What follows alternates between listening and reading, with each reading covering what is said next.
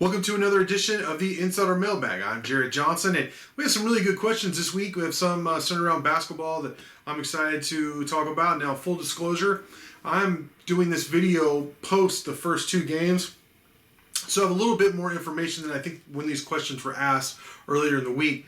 So I have a little more input for you to answer some of these questions, but obviously the Red Raiders off to a 2-0 start. They look terrific, and I think we're all excited about the 2020-21 Red Raider basketball season. So with that, I'm going to dive into these questions. The first one comes from allthesmoke, who asks, he says, who sees the most time at point guard this year? He says they've got great guards, but Burton is known as a combo guard commodity, but he seems like a good guess. Yeah, I think Burton, I've noticed he's been the sixth man like every half so far. Both first, second half of the first two games, Jamarius Burton. And look, the guy is a floor general type, 6'4", 6'5", two-way player. He led Wichita State in assists last year.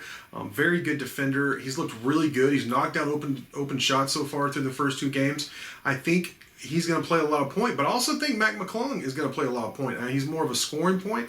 I know people want to label him as a combo guard, and I see that, but I think one of the reasons he came to Tech was to develop as a point guard for the next level, and he's done a really good job through the first two games of facilitating, of setting up guys for good shots. He's also obviously scored very well. I think he has 38 points in around 40 minutes in the first two games, so extremely efficient.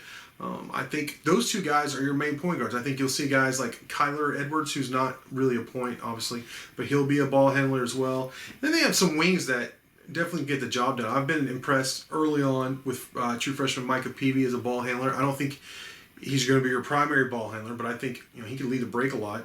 He's definitely versatile enough to do that. So to me, this would have been my answer before the season, and it's only confirmed it so far in watching it, is that Burton and McClung are your primary point guards. Afros53 has a question about the quarterback position, and I think that is the question right now, other than maybe some coaching questions some people have about the program. He says everyone desperately wants a really good quarterback at Texas Tech again, but should folks tap the brakes a little bit on thinking Morton will come in and start his first year? He's playing in a really small high school classification. Just in size alone, he's bigger than most of the players out there, including the linemen. Yeah, and that's true. And, I can attest to that. Mighty Joe and I went to a game. We've only been to one game, saw him in person, and he was like the only, him and maybe one or two, the two quarterbacks. I can't remember who they were playing. But were basically the only guys who were Division I at all, had any shot at being Division I athletes in terms of size. And he stood out. So he's certainly a Division I athlete. That's the thing I would say is that, like, for example, when he went to the Elite 11, that was a question, and people were kind of looking at him like skeptical. Like, I know I talked to a couple of the analysts that were there, and they were definitely skeptical, and people were looking at him skeptically, like, this guy, he's coming from a small school, he's not going to be very good. And then he kind of opened some eyes. He didn't win the competition or anything like that, but he was consistent. He has a big arm. There's no doubt about that. You see him play. If you have seen him play, it seems like you have, in the way you phrase that question, then you know that his arm is legit. And everybody I talked to that has kind of the similar concerns about the lower classification that he's played has that same thought. It's like, yeah, he hadn't played against big competition, but man, his arm is legit at any level of football. So he has that. He's a coach's son. Here's a couple of other reasons why I would say, I understand what you're saying about tap the brakes, because I think philosophically, historically, I 100% agree with you. But this guy had the playbook down by last spring. He had come to at least 2 or 3 of the practices then. He had been there before. He's been committed for a while. Since he's been committed, him and Coach Yost have just basically studied the playbook and talked quarterback philosophy multiple times a week for over a year, for a long time. Like I said, he's come into practices and seen it done. He told me that he knew certain plays that were being called that Coach Yost had given him tips for, of like when he wants certain plays called. In the first couple of games, he knew what was coming because of the work and the study he had done with Coach Yost. So he's very prepared. Coach's son, physically there. Now, the speed of the game, look, that's something we're not going to know until he tries it, and that may not even be until his first game, because if you're not getting hit, then you're not really playing quarterback, right? All that, the love tap or they're close, don't touch the quarterback in spring ball. But he is going to be here early for spring, which is huge. If you want to play early, I think that's almost a must. It is really for a quarterback. If you want to play as a true freshman, you got to be here in the spring. So I think he's doing everything that he needs to do in order to compete for the starting gig. If he isn't the starting quarterback as a true freshman, will I be disappointed? No. If he's not the starter by his second or third year, yeah, I'll be a little disappointed. I think another name to consider, and I talked with some people, I'll just say very much in the program, there at practice, watch for Donovan Smith.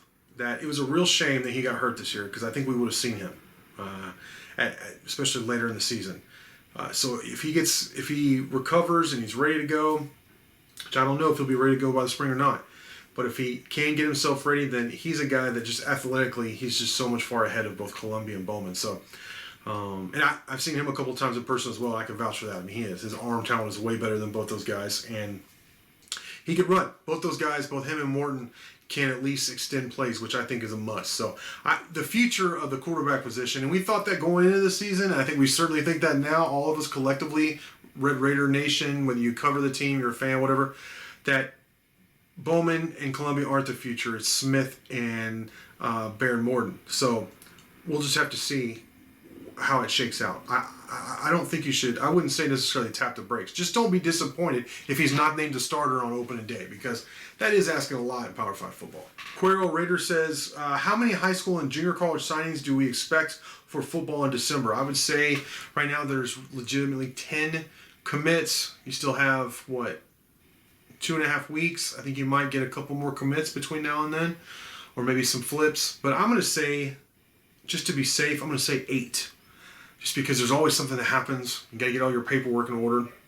And this is such a weird year, weird recruiting cycle. So I'm going to be safe and say 8. But you are going to have some early signing guys. So that's pretty exciting. There's definitely some work to be done between now, basically, and next summer in terms of upgrading the roster, and between now and February. I think this may be the last time. Well, we'll see. I'll have to see how the next cycle goes.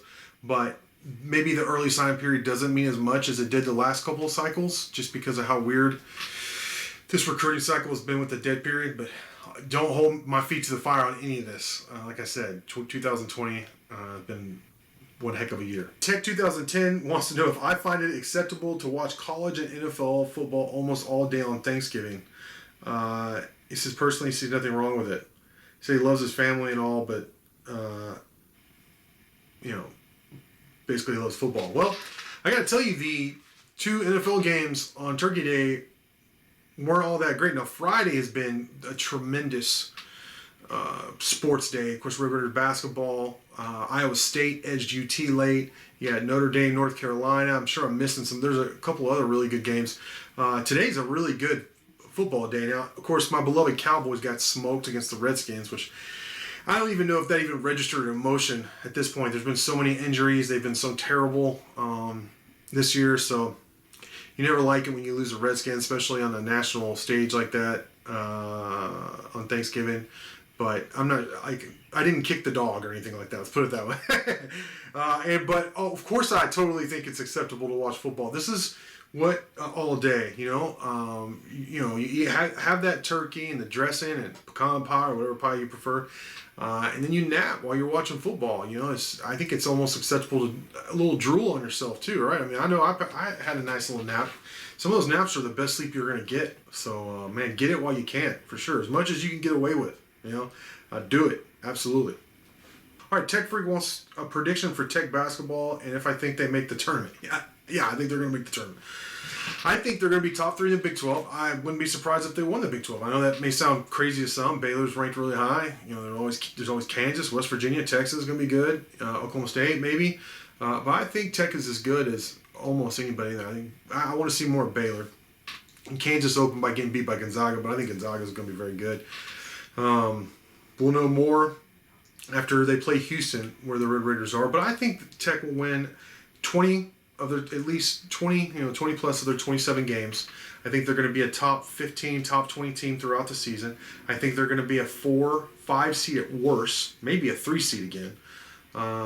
And I think if they get the right draw, the right matchups, look out. They can go to another Final Four. This team is that talented. They do have some deficiencies, namely depth and a lack of length inside against some taller teams that could give them some problems. But they're so talented.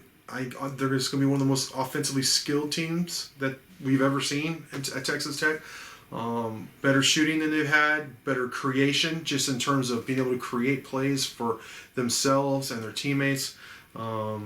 But a rebounding team, and I think they're going to play very good defense under Chris Beard, or else that's their butts, right? So no, they're going to be really good. They're going to the tournament. In terms of what was the last one? How many Big 12 teams go to the tournament? Well, I kind of mentioned it there. Baylor, Kansas, West Virginia, Texas, Texas Tech, Oklahoma State.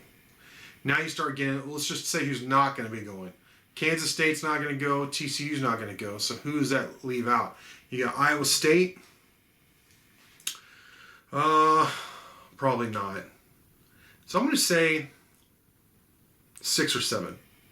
I'll say six or 7 teams go to the big dance this year, which is pretty good. Not great, but it's pretty good. It's a good question. redraiderka wants to know, what do I think needs to happen for the Big 12, in the Big 12, for top football talent in Texas to stop leaving for out-of-conference teams every year? Well, it'd be nice if Oklahoma or Texas got to a national championship game or won it. Anybody in the Big 12, obviously. I don't care who it is, but it just seems like that's been the only 2 teams that have sniffed playoff contention, really just Oklahoma. So every year Oklahoma's gone.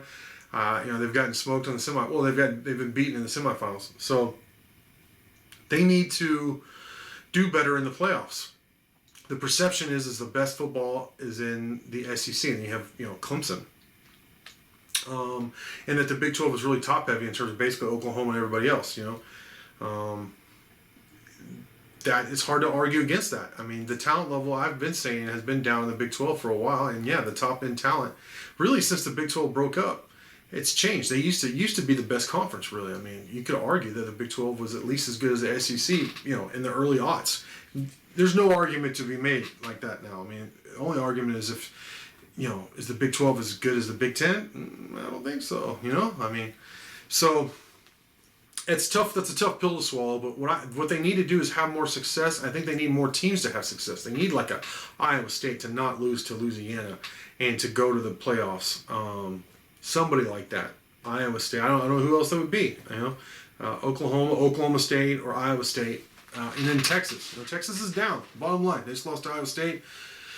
They're not even going to the Big 12 championship game. I think they've only won 10 games once in the last, decade or so. They're down, and that really hurts the perception of the Big 12. There's just no way around that. All right, the final question is about home game procedures in terms of continuing with concerns over COVID-19. This one comes from redraiderka 06. He basically wants to know capacity limitations, and yeah, right now it's 25%. So they're looking right at around 4,000 fans. And the first 2 games I don't think they had that at the USA.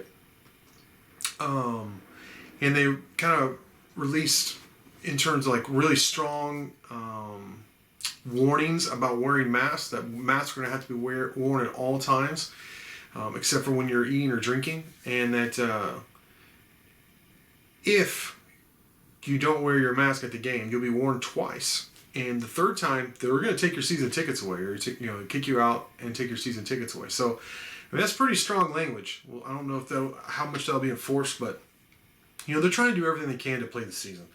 And no matter what your thoughts are philosophically on this, that's the reality of our society right now at large, and certainly with sporting events. And it's a bummer because of what a great arena it is, what a great... can you imagine beating this team at home with the raucous crowd and the student body there and everything? It just seems almost impossible, right? No matter how good you are. So that does hurt Red Raider basketball. There's no doubt about it. But then again, maybe it'll be easier for Tech on the road as well in some games, So maybe it evens out. I think the concession stands are still going to be open. There's going to be certain areas that you have to enter Parking's going to be a little different. I've had that in the game threads so far in the first 2 games. I'm going to continue to do that for at least all the home games, maybe all the games, just for y'all's reference. But there are some new safety precautions, as you'd imagine. Tech's doing what they have to do in order to have the games. And while it's a bummer, it's also, I am just thankful that college basketball is back. Red Raider basketball is back. And so whatever they need to do to get that done, great. I'm good with it. And that's, like I said, if you look at the original post and all the basketball game threads, you can see the actual listing word for word of Texas Tech's home attendance policy. So with that, I want to thank everyone for a great round of questions this week. And until next time.